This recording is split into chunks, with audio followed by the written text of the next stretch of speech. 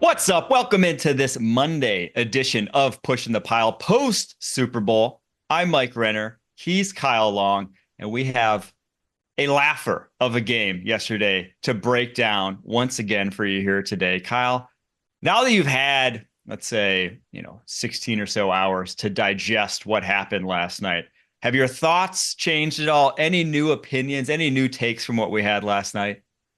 Well, initially, obviously, I was just shocked with the way that that game went. I totally could have seen it. I totally could have seen it being a 14-point game, 17-point game maybe. But the way that the Philadelphia Eagles absolutely curb stomped the Chiefs last night left me shocked, stunned. We did the post-game recap. I sat at this computer until like midnight.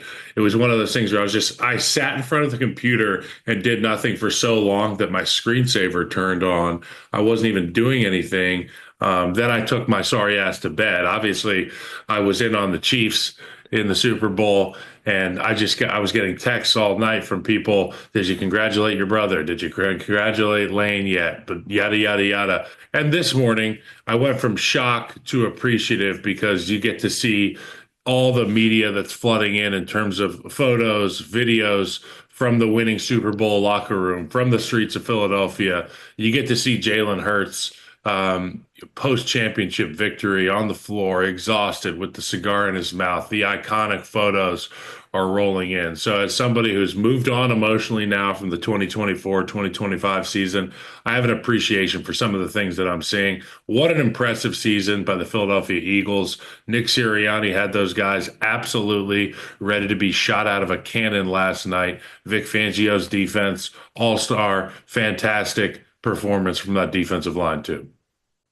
Yeah, I think the more I digested it, the more I went back and looked, and just the totality of the season and kind of the totality of this Chiefs sort of run that they've been on in the Patrick Mahomes era, and just kind of comparing those Chiefs teams year by year. I think going back to the Buccaneer Super Bowl, I mentioned it last night after the game, but like it really felt similarly. But that year, I went back. Patrick Mahomes under pressure in 55% of his dropbacks in that Super Bowl, nearly 50% of his dropbacks in this one. That's like, if there is a blueprint to stop the elite quarterbacks in the NFL, it's just get them before they have a chance to pass, right? So to get to Patrick Mahomes with only four, because they didn't blitz once last night, the Philadelphia Eagles did. That's obviously, if there is a blueprint, that's the blueprint. But on the flip side of things, I think the more and more I looked at it, the more and more we probably should have seen this coming with the way the Eagles, not coming to this degree, but I think the Eagles were just the so much better team when it came to position by position, talent wise. And I got to set it all year. Like if it wasn't the Patrick Mahomes factor, if there was anyone else at quarterback for this Kansas City Chiefs team, if this was the first time champion or first time getting there for a Super Bowl and didn't have the kind of pedigree that the Kansas City Chiefs had, the Eagles would have been like a 9.5-point favorite in this game all season Absolutely. long. What they did, yes, like down the stretch, this Eagles team was such a house. It took a Jaden Daniels Herculean effort to beat them once in the last 3 months. Was the only time anyone even looked like they could hang on the same field with this Eagles team. They were just such a dominant unit. And I have to tip my cap to Howie Roseman because they lost, from their last Super Bowl. They lost Fletcher Cox. They lost Hassan Reddick. They lost Jason Kelsey. They lost three guys who are Pro Bowl-esque players in the trenches and still dominated the trenches. Like they still won the game via the offensive and defensive line. So because of all that, just a newfound appreciation for all Howie Roseman's done to build that roster, because when you just stack it up at the end of the day, they were so far and away the better team. We're going to bring in Matt Ryan here now. Mike, okay. we got Jalen Carter last week given the secret sauce to getting the blueprint, as you put it, to figure out how to stop Patrick Mahomes, and he just simply said, "Well, you sack him. You can sack him."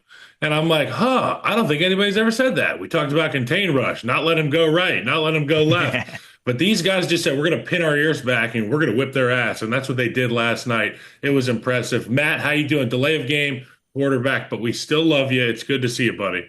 Yeah, I'm channeling my inner Chiefs right now, showing up. Well, they didn't even really show up through the entire game, but showing up late to the party, boys. Showing up late, but trying to get my Wi-Fi.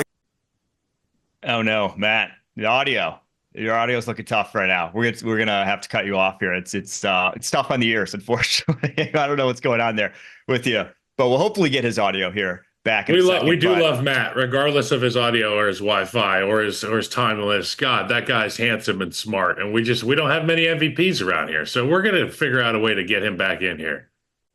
to put some context to just how much they flustered Patrick Mahomes, he had the worst EPA per dropback in the first half of his entire career, minus 1.36. It was not only the worst of his entire career, it was the 10th worst game of any quarterback since 2018. In the biggest stage, to do that, to turn Patrick Mahomes into the other quarterbacks on that list are who's who of guys who basically either aren't in the NFL right now or are third stringers.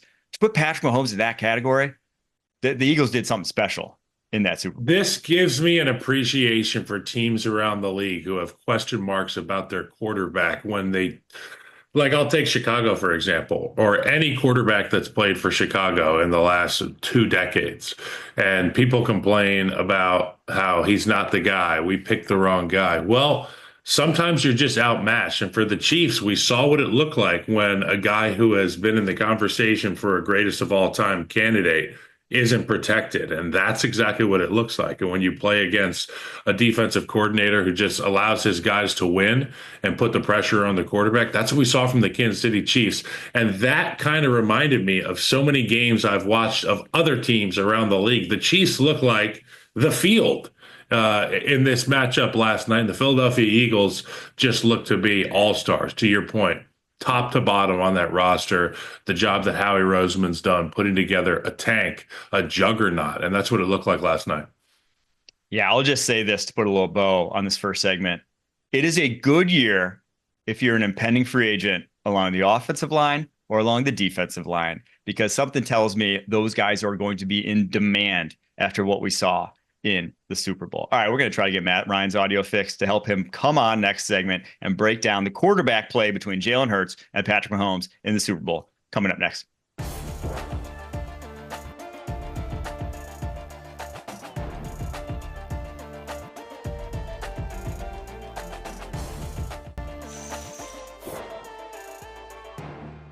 What's up? Welcome back to Pushing the Pile. Mike Renner, Kyle Long, and we got Matt Ryan joining the program. Matt, how did you enjoy that Super Bowl last night? Well, it wasn't the best I've ever watched. I'll say that much. But as far as entertainment, not the best. But as far as defensive performance from front seven, specifically a front four of the Philadelphia Eagles, one of the best I've ever seen. And so, incredible performance by the Eagles. Defense was rock solid. Jalen Hurts played extremely well. Hats off to him, man. They played an excellent ball game. Yeah, you were talking a little bit in the break about how you said that the only way to deal with the lead quarterback is to hit him. That's how you shut him down. And obviously, they hit Patrick Mahomes, 6 sacks, the most Patrick Mahomes has ever been sacked in a game. Were there any answers to be found for the Kansas City Chiefs? Because obviously, at halftime, they came out and seemingly it was the same as the first half. Andy Reid, known for his ability to, game plan and adjust, there seemingly were no adjustments to be had. It's hard. It's hard when their players are better than yours up front, right? And, you can come up with all the adjustments you want, but you're already, you're talking about a halftime adjustment of trying to do something against a D-line that you can't block, but you're down 20-plus points. There's really not much you can do. I remember, having played against some great D-lines, the key was to play from in front, and then it was throwing screens, it was running the football, it was getting the ball out of your hand quickly. That becomes increasingly difficult to do when you're spotting them 20 points. So, I think it comes down to players, and the Philadelphia Eagles players in their front seven, specifically the front four, were better than the Chiefs, and that's saying something. The Chiefs, got 3 really good offensive linemen, guys that are some of the best in the league, but the Eagles were just better. Matt, I think that the thing that differentiated this Eagles front four from other groups that Joe Thuney and this Kansas City Chief offensive line has played is they tested their gangster a little bit, as the kids say. And what we saw when Joe moved to left tackle is a lot of these edge rushers trying to run the hump, trying to run the long way around Joe Thuney, testing his length, testing his ability to get out in this set. And I give him a lot of credit. He was inside out. It gave Patrick every opportunity to step up in the pocket. What you got was a really, really scary combination yesterday of some inside rushes, some bull rushes on the left side and right side of the tackle position in conjunction with real winners on the inside. Patrick had nowhere to go. And we talk about marrying coverage with the rush. To your point, Matt, when you can rush four, drop guys into coverage, it is as scary a combination for a quarterback and for an offensive lineman as there is. I credit Vic Fangio's defense for making a ton of plays on the back end. Obviously, DeJean with the pick six, Zach Bond with a full extension, triple extension, interception there, pretty much to seal this thing in their own territory. It was a masterclass last night. It started with physicality in the trenches. We knew it was going to come down to that. And that was the reason that the Eagles walked away being the Super Bowl champs. And I want to give Vic Fangio credit, not for his scheme, because the scheme, it's very standard. We're going to rush forward. We're going to play 7 in coverage, play a little bit of zone behind it. This isn't like groundbreaking scheme. I give him credit for trusting the guys that he had up front and saying, we don't need anything else. We're just going to let you go to work. You two on the edge. We're going to rush. We're going to bull rush, like you said, and then we are going to collapse the center of the pocket. They did a great job of not allowing Patrick Mahomes space to escape outside, right? Collapsing those tackles on both sides, but not giving him space to escape up and kind of over the top and outside. So he had to climb in the center of the pocket, and there was nowhere to climb. They collapsed the middle of that pocket, right? Whether it was with games or whether it was with individual rush. I thought it was really impressive, and I give Vic a lot of credit. A lot of times coaches in big games want these pretty uniquely designed things. And he said, no, we're getting very simple, and we are just going to collapse the pocket with 4 guys. I love that point from you, Matt, because you see it a lot. You see coaches are prideful like anyone else. They want credit, and usually it's when you scheme stuff up that you're the one that gets the credit. It's not when you just say, we're going to rush 4. We're not going to blitz once all night. We're not going to do anything different on the back end than we normally do. We're going to play pretty much quarters and sit in off coverage all night and just beg them to be better than us because we know they're not. And so you got to give a hats off to a guy who's been around the block as much as Vic Fangio has, who's never actually beaten Patrick Mahomes until this Super Bowl in the 8 career games he faced him, to just say, I think we have the better players. And well, turns out they did have the better players. Let's go to the other quarterback, though, in this game, because obviously Patrick Mahomes, they could have made all the adjustments in the world. They were overmatched in that one. But Jalen Hurts had a lot of critics going into this game. We had discussed him ad nauseum throughout the playoffs. Like, was he going to be able to show up when they basically made him pass? And in this game, they made him pass, held him under 3 yards per carry. Saquon Barkley had the worst game of his entire season, less than 60 yards on 25 carries. Yet Jalen Hurts made the plays when it counted most. What did you see from him, Matt, in the Super Bowl? I thought he was fantastic. I really do. I thought early on, even with the pass interference call, whatever, early in the game, the throw was on point, right? And so he was in a rhythm. He was kind of under control. Just his feet looked great. The timing with which he was throwing looked great. I thought he was incredibly accurate, poised. I thought he used his legs really well, too. Like when it was time to take off and go for it, not hang around in that pocket, he did. He was decisive in that manner. And credit to him, man. He played fantastic. I thought the best 2 games of his year were the 2 most important games, the NFC Championship and the Super Bowl. And this guy went out there and made the plays he needed to make. He was incredibly efficient. I thought incredibly poised, threw the ball extremely well. He deserved it last night. Yeah, I thought some really back-breaking opportunities for Jalen Hurts to take advantage of the fact that the rush was getting blocked up by that offensive line. And you said it when he said, you know what? I'm not totally confident in this look here with my receivers. I think I'll just take it down the field. He had some explosive runs And in the back half of that game, you could really just feel the energy getting taken out of that defense. It is disheartening. I know being an offensive lineman, when you can protect well and your quarterback can get out of dodge and then turn it into an explosive, man, it's like pulling the lever at the casino and seeing 7-7-7. There's no sack, no loss of yardage on the play. We get a first down, nobody gets hit. That's the perfect play. Jalen Hurts showed up big in the run and the pass last night.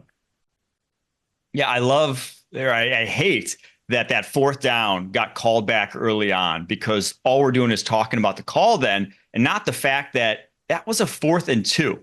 To throw the go ball on a 4th and 2 that early in the game took some cojones. That's when you knew that Jalen Hurts wasn't going to blink in that game. And yeah, it gets called back, and yeah, they have to punt it away.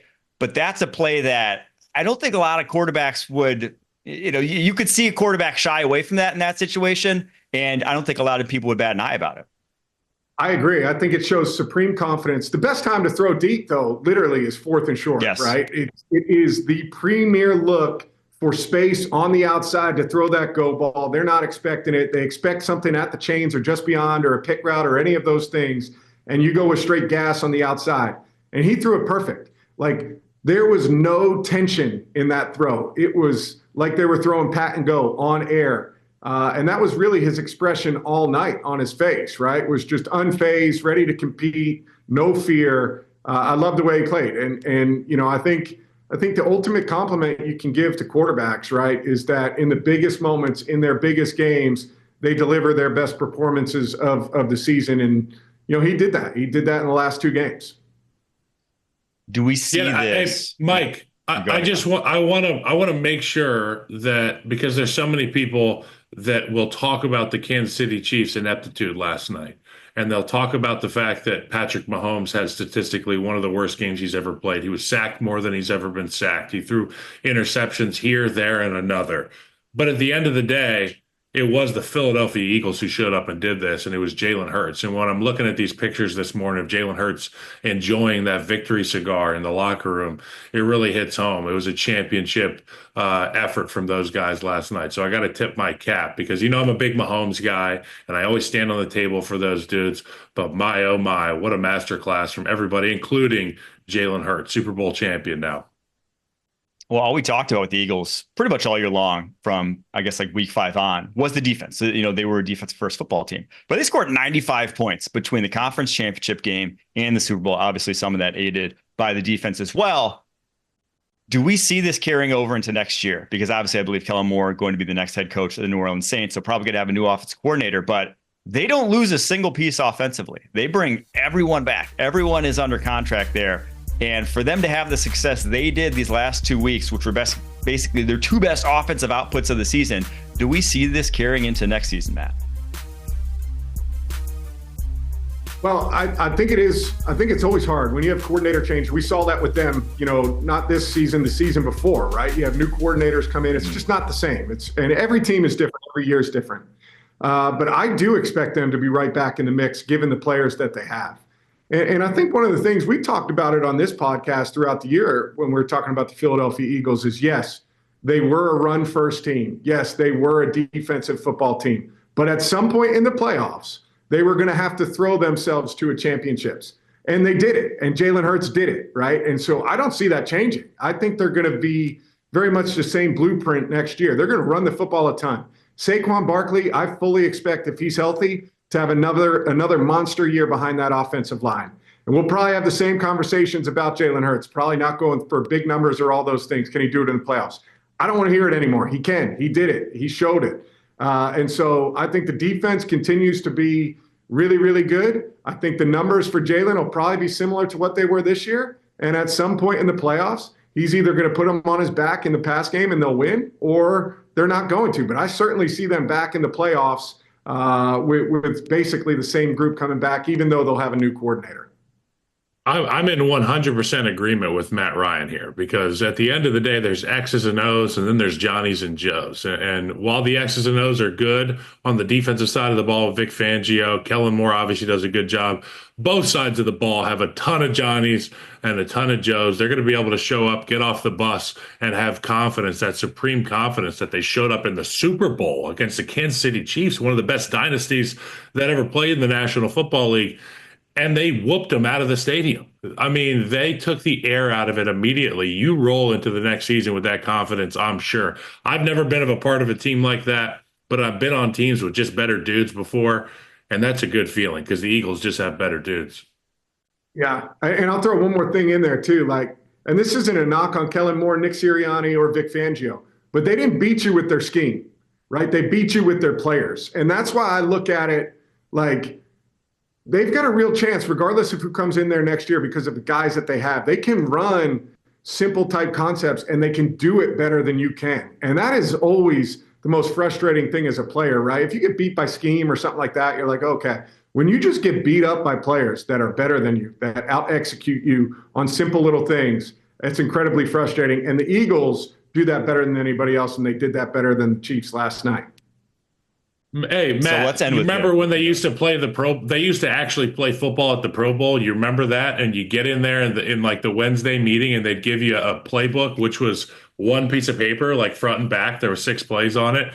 That could be the Eagles offense and defense because, they are a Pro Bowl roster and they are old school. They're just going to kick your ass up front all day. Keep it vanilla. It doesn't have to be that complicated because at the end of the day, the other team has to stop it. And that just didn't happen last night. And I think there's some genius to having the guts to do that as a coach. And I give that staff a lot of credit.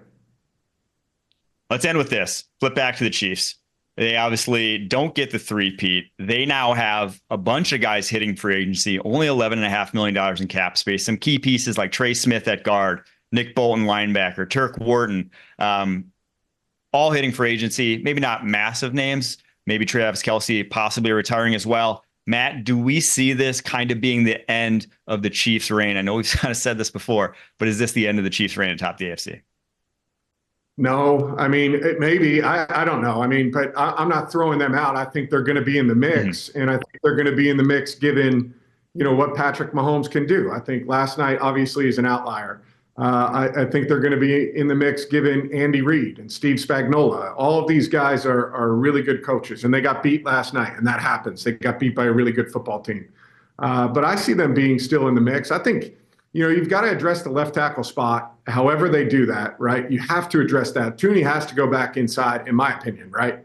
And so you've got to find somebody that can be, really, really solid for Patrick on the left side. I think they need a playmaker in the offense, right? I think you need a dynamic playmaker on the outside. They try to address that with Xavier Worthy. I think he'll improve, but I think they need another piece, another explosive piece. And then, honestly, I think they've got to find more things in rhythm for Patrick Mahomes in the passing game. His ability to extend is fantastic. What he does at the end of the games and how he closes ball games is fantastic. But on first and second down, they've got to find ways to get people open, to give them some easy stuff, right? To keep them in rhythm more often and get the ball out of his hand quicker. But I just don't see them not being in the mix in the AFC moving forward. I just don't see it. Yeah, I'm not going to make the mistake of writing off Patrick Mahomes anytime soon. Matt, thank you so much for joining us. We'll be back in the next block going through some news and notes from around the NFL from over the weekend, coming up right after this.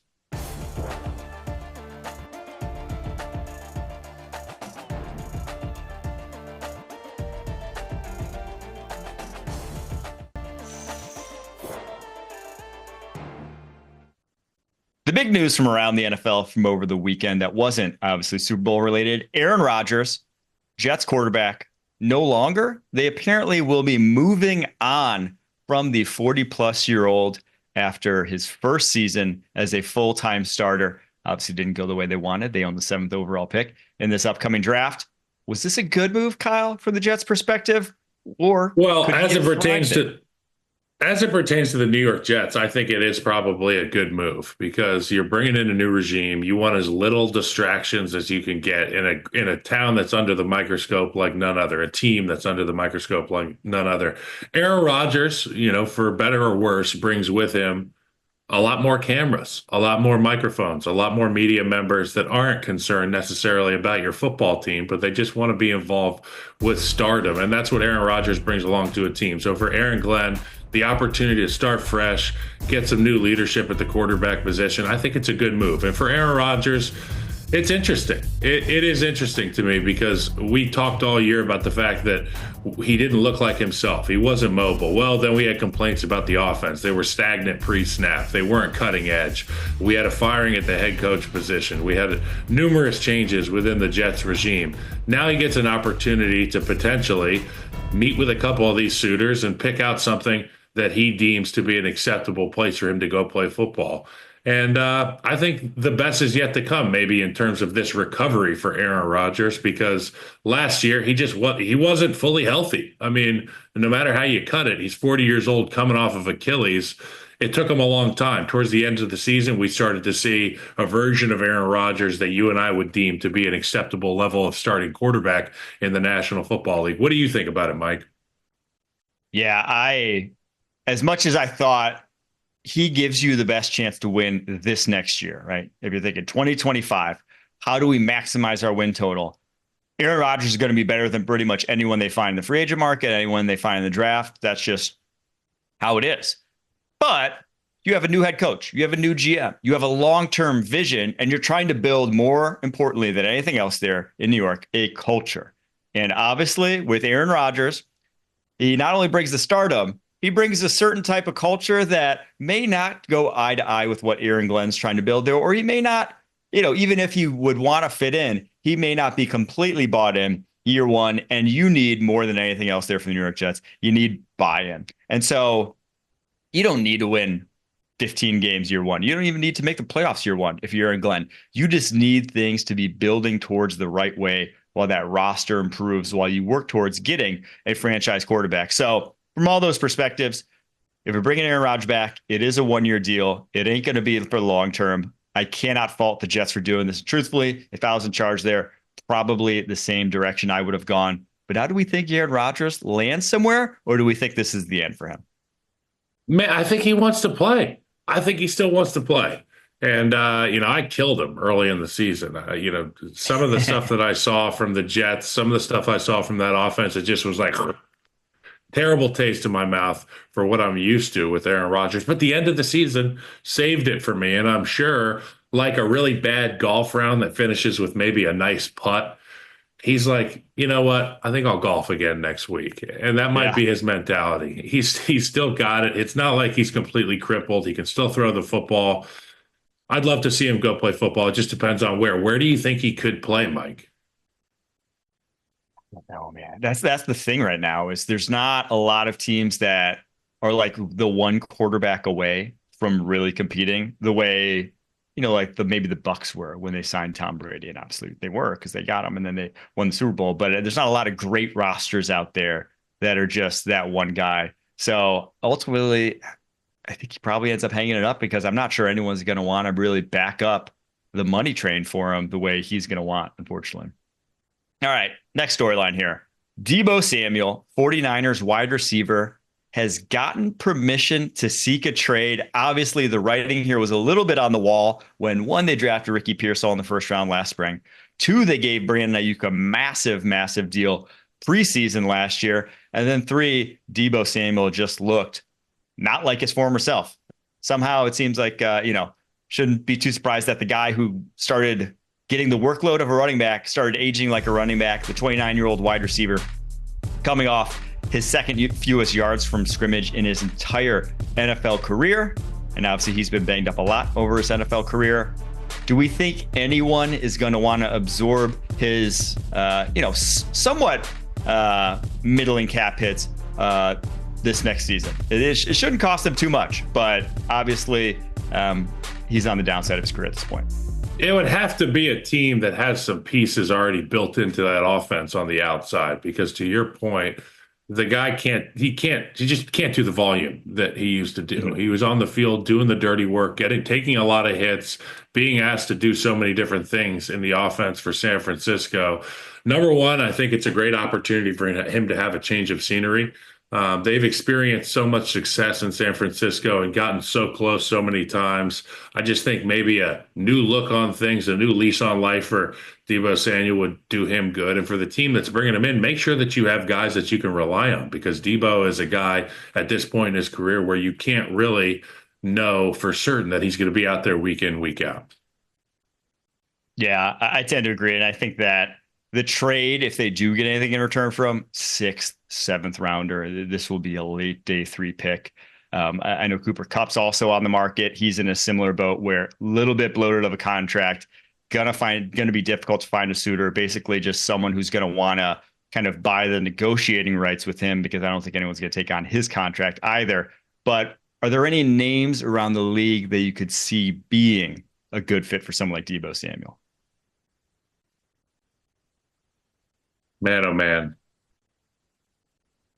I think about a group like Kansas City, who has had injuries and question marks at their receiver position. DeAndre Hopkins, I'm not sure what his future holds for him. Travis Kelce is going to be making a big decision about that future. And who isn't lining up to go play with Patrick Mahomes? Let's be honest. I mean, regardless of what we saw last night, the answers for me are always Kansas City and Buffalo. Maybe a team like Baltimore who'd be able to utilize him in a role that suits his archetype. He can do so many different things, and they're not going to lean on him heavily and test his structural integrity. But I think one of these teams that has an opportunity to be making a run at the Super Bowl would be my guess for Deebo.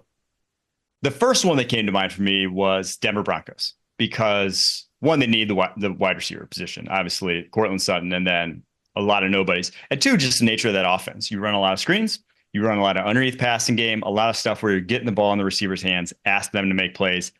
We saw last year that that's probably, if you could still do one thing at a fairly high level, that's the one thing. Obviously, health, sort of, age at this point, all a factor. He won't cost much for them. So I think that's the one spot where I'm like, it would probably be worth it for a team like Denver to take a flyer on him. But I'm not looking at it. I think whoever trades for him or signs him or whatever, they're not looking at that as like, we fixed our wide receiver position. He's kind of just this ancillary piece at this point, like a number 3 sort of gadget weapon.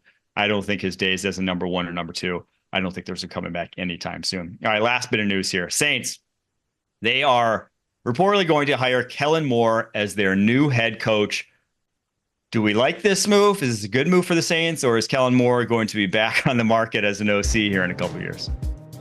Hey, look, I like Kellen Moore, and obviously he's been to the top of the mountain here now with Philadelphia. You get an opportunity to go down to New Orleans. You got some good pieces up front. You get an opportunity to do a number of different things there with that roster. Obviously, the contracts, the front office stuff, I'll leave that up to you to discuss when it comes as it pertains to the New Orleans Saints. But Kellen Moore, bright guy, young guy, played the game. I tend to trust those guys more than the next. I'm not saying he's going to be a miracle worker in New Orleans next year, but I will say I'm not angry at the hire for New Orleans, and Saints fans should know that they got a smart offensive mind in the building.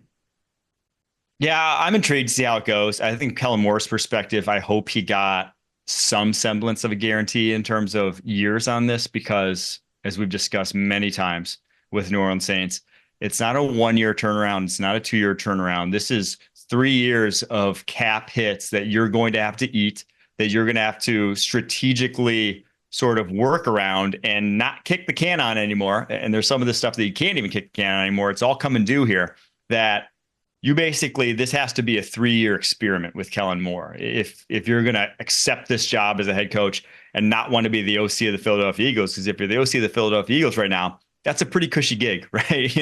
You got a lot to play with there. You ain't going to get fired anytime soon, I don't think, if you're Kellen Moore, with all that talent that he has there in Philadelphia. So with that being said, I have no clue how it's going to work out. It depends so much on what they do from a team building perspective, that he could be one of the best offensive coordinators in the world, one of the best offensive minds in the NFL, and it still could look really ugly there over the next 2 seasons. That's just unfortunately where they're at as a franchise. All right. Those are the storylines from over the course of the weekend. We're going to play a little bit of overreaction versus reality in the next block, heading into the offseason, making some predictions about how the future will unfold. Coming up right after this.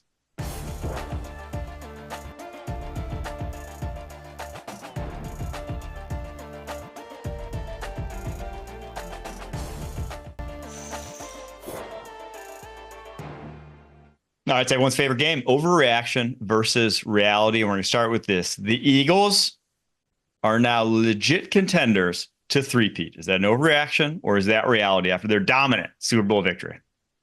Well, literally, it's a reality because it takes one Super Bowl followed by two more in order to have the three-peat. Is that how that works? They just did that. Dethroned the team looking for the three-peat. Young guys on the defensive line, stars on the defensive line, young guys on the back end defensively, stars on the back end. Zach Bond, a guy that we talked about, has an opportunity to re-sign there, which we think is a huge move for the Eagles. Nakobe Dean. I look at the offensive side of the ball. Jalen Hurts has now done it. He's a Super Bowl champion quarterback. So you can't question him anymore. Saquon Barkley's on the roster. Depending on whether or not that offensive line stays together, I think it's totally a reality, Mike. Yeah, we talked about their free agency on the podcast last night, but it's worth rehashing. The potential losses: Milton Williams, Josh Sweat, Mekhi Becton, Zach Bond. Chances are they'll be able to keep one of those guys. So obviously some hits there, but it's not. But they also have guys like Nolan Smith who are just coming into their own in year three. Jalen Carter, who's still on his, rookie deal heading into year three as well. You have those two rookie corners who should only get better. You have Jalex Hunt, who already as a rookie was a playmaker in the Super Bowl and was a guy who just switched from like safety to edge rusher a few years ago. So his arrows pointed upward. So I don't think they take a step back then. And then the next year, your free agents are really only Cam Jurgens, Nakobe Dean, Reed Blankenship, Darius Slay, Jahan Dotson, Dallas Goedert, Jordan Davis. It's like, yeah, some of those guys are impactful, but you're not really losing the core of this. Obviously, the one thing that I think could really derail this is if you get Lane Johnson retiring in his mid-30s, one of the obviously elder statesmen of the NFL, but he's under contract over the next 2 seasons. So I think they're a viable contender. Obviously, when you don't have the dominant quarterback position, I think that's what it takes. There's a reason why Brady and Mahomes are the two that have like been in the ballpark. So I'm going to say it's a little bit of an overreaction. I'm going to pump the brakes, but I'll just know that if you're in the NFC right now, you're going to have to stop that D line and get pressure against that offensive line. And it ain't going to be easy in the coming years. All right. Next, overreaction versus reality. The Chiefs are in line for a Super Bowl hangover in 2025. I'm going to say overreaction. What the hell does that even mean? Our Super Bowl hangover. We talk about a team that's not going to make the playoffs, because if that's what you're saying, I don't believe that for 1 second. 49ers, okay? the Super Bowl loser has traditionally, look at the Eagles 2 years ago. They obviously struggled down the stretch last year, don't have the same success. 49ers last year don't even make the playoffs this year. So there is a track record of the Super Bowl. What is the Mendoza line here? 10 wins? Is it 10-win Mendoza line? What are we thinking here, Mike? We'll say, I'll say the Mendoza line is AFC West champs. It's because they've won every year Mahomes. Because they win it every year. They're going to win the AFC West again next year. So you're saying they're going to win the AFC West next year. So that would be not a Super Bowl hangover then, in my opinion, if they win the AFC West again. I think it's an overreaction, because at the end of the day, you still got Tooney, you still got Humphrey. You're going to be able to pad that offensive line with some help. You're going to lose Trey Smith, obviously. And then on the defensive side of the ball, you still got Spags. I don't think anybody walked out of the locker room with their bags packed last night. So you still got to deal with the Kansas City Chiefs. They still get home games at Arrowhead. They still have Patrick Mahomes. I'm going to be saying that's a bit of an overreaction. I'm going to plant my flag right now. I'm not saying they missed the playoffs, but I think they get upset in the AFC West. I think it's reality. I think they have a little bit of Super Bowl hangover just because, one, I don't think the line Broncos gets fixed. I just think the Broncos and Chargers are the arrows going different ways for those franchises compared to the Chiefs right now. Just because, one, you're going to lose Trey Smith, right? You're going to lose one of the best guards in football. And you don't have a great plan to replace him. And now maybe Kingsley Suamataia or Wanye Morris takes a big step forward and you have left tackle fixed. That's big if, given what we saw from them. You have to also sign guys like Justin Reed, Nick Bolton, who are kind of your leaders defensively, who are the guys who execute Steve Spagnuolo's scheme to a T. And that's not easy to do at those respective positions. So I do think all those put together, I think they take a big step back from the front runners we've seen the last 3 years. Not saying this playoffs, but it's just going to be very, very difficult with where they've been. All right, last one here. The boring beatdown of the Super Bowl will silence the NFL is rigged critics for a while. Overreaction or reality? It should. I mean, it should. The NFL's not rigged. It never has been. We never have meetings where they tell us what's going to happen and you be a good boy and do this. That's just not the way it works. Convincing, I can see in basketball where you could say, well, that guy is throwing, because there's only 5 guys. You got to make sure there's 53 guys on an active roster. There's dozens of players on and off the field each game. Coaches are trying to win. Players are trying to win. Front offices are trying to win. Everybody's trying to win. I do think that they silenced their critics last night because if the Chiefs were the projected or scripted winners, obviously somebody's getting fired from the production company. Yeah, see, I think the NFL is rigged is kind of like this Mott and Bailey-ish argument where you say that to basically say that, on crucial downs, if you kind of call them all one way for one team, if you kind of throw all the crucial flags go towards one spot, and there's probably 5 or 6 spots in a game that you can really manipulate it. One of those, obviously, being that 4th down OPI, like right out the gate, was a prime spot where, like, if you call just a little ticky-tacky thing on a play like that, that can change the whole course of a game. I think it's crazy still. I don't think it's the case. I've not been in that camp whatsoever. But I'll say this, if you're a conspiracy theorist, this will silence you for like an off season. You will week 1, Patrick Mahomes gets the call, whatever, you're right back in. So it'll silence them for an off season. We have at least an off season where we don't have to talk about the refs. Hopefully the NFL does something about it, though. I think the upshot of this is do something about it, NFL. No one wants to be talking about it. We don't want to be discussing bad calls. We want to be discussing the ins and outs of the game. We want to be discussing what happened on the football field that was impactful. So when there is a bad call, when there is something egregious, when obviously a flag is thrown that doesn't line up with how the rule should be implemented, get someone that can overturn it very quickly so that we don't have to have a full overturn process and get it right. That's all the fans have ever wanted. All right, I'm off my soapbox. That's it for Overreaction versus Reality. We're going to take a break after that. Going to get to some of our way too early Super Bowl 60 predictions. We're going to look in the crystal ball and see who is going to be here in Santa Clara next February, right after this.